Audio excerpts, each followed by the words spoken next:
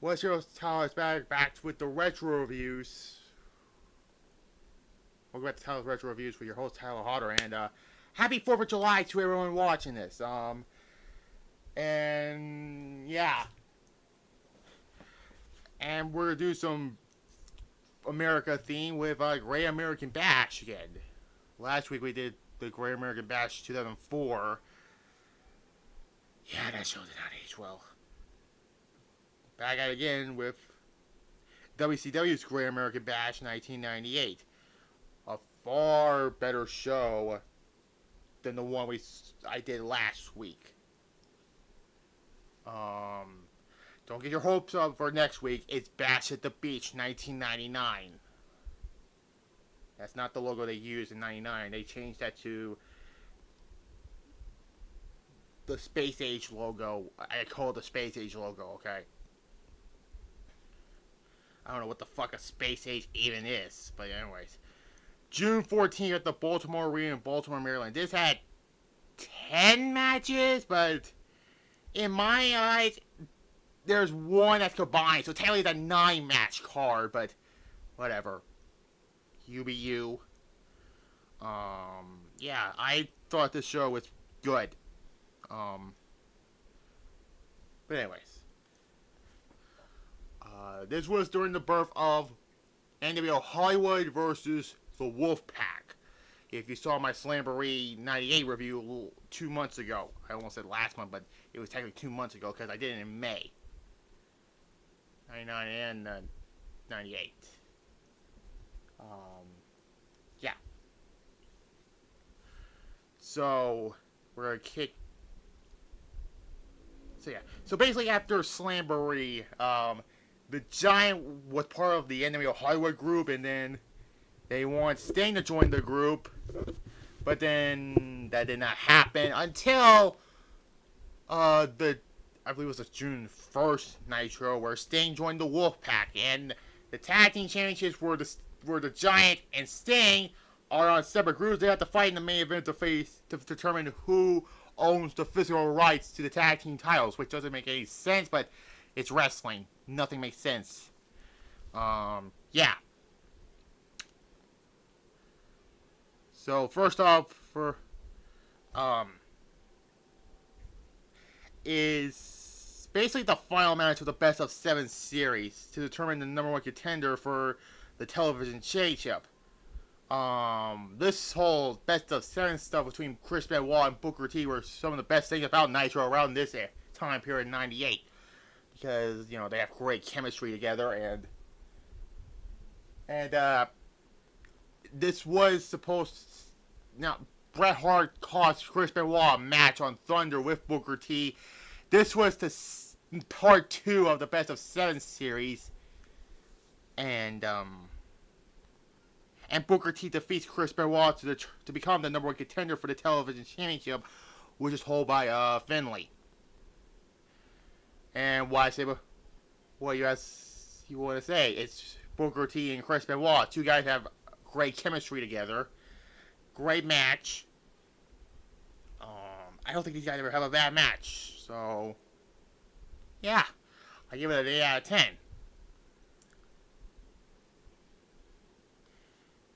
Anyways. Then we get Canyon defeating Perry Saturn. This was meant to be Raven versus Saturn, but yeah, you can see the tension between Raven and Saturn, and they had the program after this pay-per-view at Bash at the Beach, which I did that last year, and Road Wild, which you will see in next month, and perhaps you'll see a Fall Brawl 98 review. Yeah, you're gonna see that one also. Probably in September. Yeah, September. Yeah. Solid match. I don't know why there was a decoy Mortis, which is supposed to be a ripoff of Reptile from Mortal Kombat. But yeah. Solid match. It was a solid match between Canyon and Saturn. I don't know why they had to win 15 minutes, but yeah. I give it a 6. So I'll give it a 7 out of 10. And then afterwards, this mask Mortis give Canyon the even flow and reveal himself to be who else but Raven. Yeah. Then we get for the vacated WCW Cruiserweight Championship. Now, this feud between Jericho and Dean Malenko was perhaps the best story of the Cruiserweight division in WCW because Dean Malenko left after Uncensored. Then he returned at Slamboree as a sequel play, yeah. And Jericho claimed to be a conspiracy victim. And then, yeah. And then, for some reason, the Cruiserweight title was vacated on Thunder, and then this led to this match here between Chris Jericho and Dean Malenko for the Cruiserweight Championship. The winner gets the vacated Cruiserweight Championship. Chris Jericho defeats Dean Malenko by disqualification, and he technically won the Cruiserweight Championship by DQ, which doesn't make any fucking sense because in a match for a vacated title, it's supposed to be like pinfall or submission. Why does he have to win by disqualification? But then again, Malenko snapped on Jericho, and Malenko got himself DQ by using a chair, and then they brawled backstage, and then Jericho ran away from him. They were like outside the building and that. And with all that, Chris Jericho the next night on Nitro was awarded the Cruiserweight Championship by winning the match.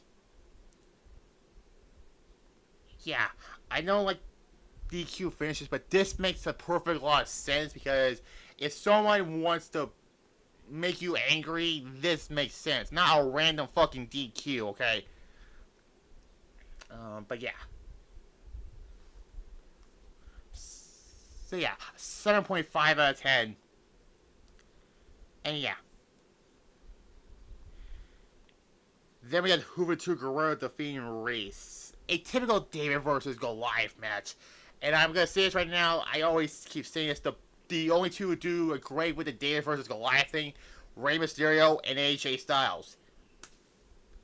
Yeah, this was not needed. 3 out of 10, I'll give it.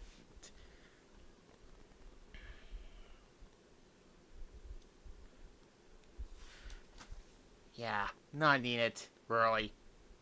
Then we get Chavo Guerrero defeating Eddie Guerrero. This was another, like, decent long feud, but I'm gonna say this again. Their match at Royal Rumble 04 was their best one because, you know, I did that again earlier this year for Rumble season. You know, the whole thing I did for Royal Rumble to last week's topic, Great American Bash 2004. And this is the second Great American Bash review I did that Eddie Guerrero lost. Yeah. 6 out of 10. They also have a hair versus hair match at Bash to the Beach. If you want to see my Bash to the Beach 98 review, it's on the channel already. Then we get for the WCW Television Championship, Booker T defeats Finlay to win the Television Championship. A decent match. Booker T was working hard a lot. You know, and you can tell why Booker T becomes WCW Champion 2 years later. Hey. Better be late than now. That's what I say. Or it's better to have it now than later, but whatever the topic is. Yeah. I guess this was a fine match. A 6.5 out of 10. I don't know if Booker and Finlay had the best chemistry, but they worked so well in 2006 as allies with William Regal, where they were Finlay and William Regal were knights of King Booker. Yeah. And then we get for the WCW United States Championship, Goldberg defeats Conan. Basically destroyed Conan to retain the United States Championship. Why? Because this match went 1 minute and 57 seconds. But I don't mind it. It's a Goldberg squash match. It's 5 points for a Goldberg squash. I haven't said that in a long time, huh? And Goldberg was allegedly 100-0, but I think he was 101-0, but WCW like to inflate the numbers of, I feel like. Still, impressive streak. And you don't know what's going to happen with Goldberg on July 6th. If you know, you know last year. Coincidentally enough, on the 4th of July, even though it was supposed to be on July 6th, the anniversary of it, but whatever. Goldberg wins the WCW Championship. And had a pretty good run with the title because Hogan was the champion because he barely defended the belt on pay-per-view. I fucking hate when a world champion doesn't bother to put the title on the line on pay-per-view or show up at all. Like Brock Lesnar, Roman Reigns, part-time champions. I don't like those. And then afterwards, Kurt Angle and Rick Rude turn on Conan and they align with NWO Hollywood, the black and white colors. And it's like the Kevin Nash and Lex Luger coming to the save now. I've seen this match twice today. The first was that Best of Great American Bash VHS tape. The second is watching this. Kind of a weird thing to do, but whatever. I can't rank this because squash match. But it's 5 points for a Goldberg squash. Now, I'm going to combine the tag match and this match because they're practically the same. We get the tag match. Hollywood Hogan and Bret Hart defeats Roddy Piper and Randy Savage. And then afterwards, Roddy Piper defeats Randy Savage. This whole thing started the night after Spring Stampede where Bret Hart, for some fucking reason, joined up with Hollywood Hogan. He was not part of the NWO. He was mostly an affiliate to the NWO, which doesn't make no fucking sense, really. If you know a lot of YouTubers, including me, talk about Bret Hart running WCW. Me, I did it on the Wrestling Dumpster Fires video. The most recent one I did was the White Hummer. And the next one I'm going to talk about is Hornswoggle being Vince McMahon's illegitimate son. Oh, God, Vince. Stay the fuck away, okay? Yeah, I don't think him and Brock Lesnar are never going to come back. And that's fine, because we're doing fine without those two.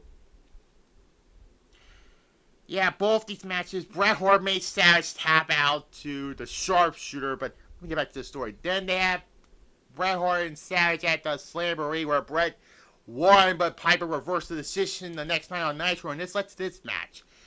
Piper then made Savage tap out also, so this was Savage's one of his last appearances in WCW in '98 until his return the night after Starrcade.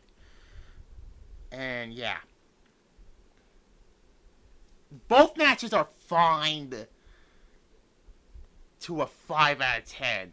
Again, it's a combined thing because I can't rank one after the other because I have to combine the two. That's probably why. And then the main event for the control of the WCW World Tag Team Championships. That's what Wikipedia said. That's why I always go on these to show you the results of these. You probably know why. Sting defeats the Giant to become the holder of the WCW Tag Team Championships. This was also Wolfpack versus NWO Hollywood. It was too short for these two to have because this was actually a fun match. Sting and Paul White have some really good chemistry also. And Sting won by doing 3 Scorpion Deathlocks. I like the psychology of this Sting going after the Giant's legs. And, that's actually a good strategy to go against a big guy. Or a big boy, rather.